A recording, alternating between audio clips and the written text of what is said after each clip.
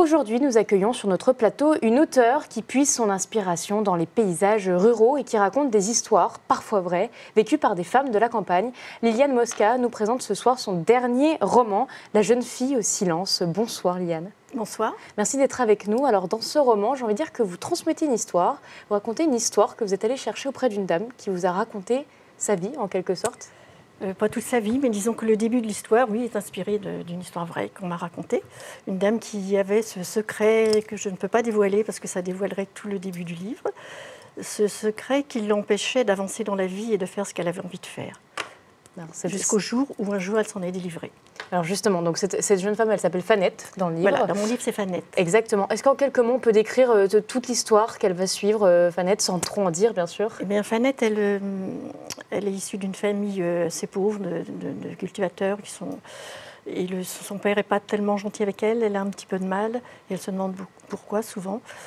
Et elle est dernière de la classe, elle ne travaille pas bien, et elle va rencontrer un garçon avec qui elle va être camarade au début, et puis ensuite ça sera un petit peu plus des sentiments amoureux, mais qui est tout le contraire d'elle en fait. C'est un garçon, c'est un bourgeois qui fait des hautes études, mais en fait ils s'aiment, mais en raison de ce secret, ça ne pourra pas continuer. C'est compliqué. Donc après Fanette, elle rêvait d'être pâtissière. Et elle ne pouvait pas non plus le faire. Et un jour, elle prendra sa vie en main et ensuite, ça changera sa vie. Alors justement, là, on a teasé un petit peu, alors moi qui l'ai lu, sans révéler aux autres, bien sûr. Cette Fanette, alors oui, elle a une vie compliquée, mais en même temps, c'est quelqu'un qui aime la vie. C'est quelqu'un qui croque la vie à pleines dents. Elle arrive toujours à s'en sortir, en fait. Oui. Alors comment vous arrivez à transcrire dans ce livre les défis auxquels elle fait face, intérieurement avec ce secret, et extérieurement? Comment vous êtes allé construire ce personnage? Écoutez, ça vient naturellement. Ça part d'une histoire vraie et après, je construis Fanette en fonction de ce que je viens d'écrire, des personnages qu'elle rencontre, de ses aspirations. Ça se construit un peu tout seul dans ma tête. Hein. Est-ce que c'est difficile de construire un personnage comme elle ou c'est rapide, vous le dites? Ça vient au fur et à mesure. J'ai une vague idée au départ. De toute façon, je mets 6 mois pour écrire un livre. Hein, donc... Au départ, oui, j'ai une idée vague, et puis au fur et à mesure de l'écriture, ça vient et ça s'installe. Et finalement, vous créez votre personnage au fur et à mesure? Oui. Il n'est jamais défini au départ? Au départ, non, pas trop. Alors, vous avez choisi de prendre Lyon comme départ de ce livre, puis l'Aube. Vous avez toujours un territoire. Alors, vous étiez une ancienne journaliste locale. Vous prenez un territoire toujours d'attache. Est-ce que sans lieu, vous pourriez ne pas écrire finalement? Ah oui, absolument. Parce que vous racontez quand même toujours le rural, j'ai l'impression. Oui, parce que j'aime bien le rural, j'aime bien les villages, j'aime bien la vie des villages. Donc oui, c'est ancré en Bourgogne ou en Champagne, parce que je suis d'origine bourguignonne et je vis en Champagne. Donc je place mes romans dans l'une ou l'autre des régions. Et comment vous allez chercher vos inspirations? Est-ce que c'est en vous promenant? Est-ce que c'est en vous rappelant?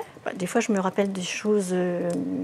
Quand j'étais journaliste, et j'allais dans les villages de campagne, en fait, dans l'Aube. Donc, des fois, on me racontait des histoires. Donc, des fois, je m'en suis inspirée. Puis, dans Lyon aussi, je connais des histoires. Puis, des fois, c'est complètement inventé. Alors, justement, vous étiez ancienne journaliste. J'ai l'impression que vous avez une démarche de terrain, un petit peu, pour aller chercher ces histoires. Vous vous rappelez, certes. Et en même temps, vous découvrez tous les jours pour créer vos histoires. Oui, il faut toujours... Oui, absolument... Oui, je connais les choses, j'ai une base, si vous voulez, pour écrire, et après, j'invente. Et tous les jours, ça vient, ça recommence. Alors, vous êtes passé du journalisme, qui est quelque chose de très réel, au roman, qui est plutôt fictif. Oui. Est-ce que c'est difficile de faire la transition entre les deux? Pas pour moi, parce que moi, j'ai toujours aimé raconter des histoires. Alors moi, j'avais des sujets... j'aimais bien couvrir les pièces de théâtre, les choses comme ça, où on met un petit peu de soi.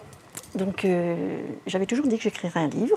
Et quand j'étais en retraite, j'ai écrit mon premier livre, Les gens de la Borde. Alors, premier livre, et aujourd'hui, vous en êtes au 18e. 18e, oui. Un par an. Vous avez un rythme de production qui est quand même assez intéressant. Comment se déroulent vos journées, finalement? Comment vous écrivez? J'écris l'après-midi.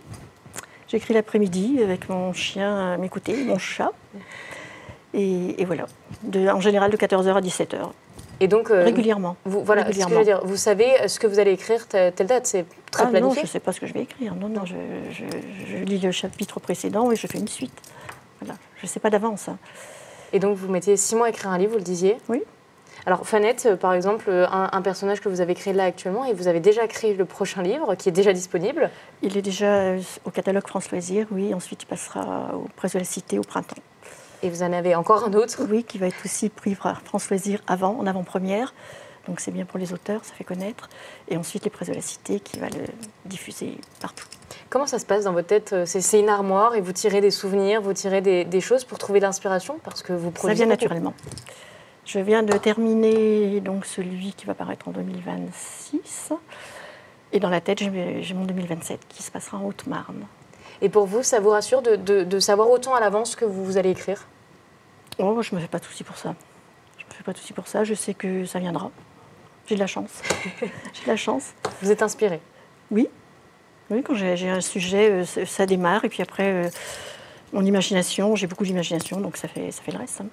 Alors vous avez beaucoup d'imagination. Qu'est-ce que vous pourriez dire? Il y a beaucoup d'auteurs sur le secteur qui écrivent, qui commencent, qui débutent aussi. Qu'est-ce que vous pourriez donner comme conseil à des auteurs qui n'ont jamais écrit encore? Eh bien, déjà qu'il faut écrire régulièrement. Il faut être assidu. Il faut écrire le plus souvent possible, enfin tous les jours si on peut. Et puis s'alimenter, regarder autour de soi, engranger des choses, des anecdotes, des sentiments qu'on ressent. Il faut tout engranger. Dernière question, est-ce que vous mettez un peu de vous dans ces livres, puisque vous engrangez beaucoup, vous le dites? Il y a toujours un petit peu de l'auteur, je pense.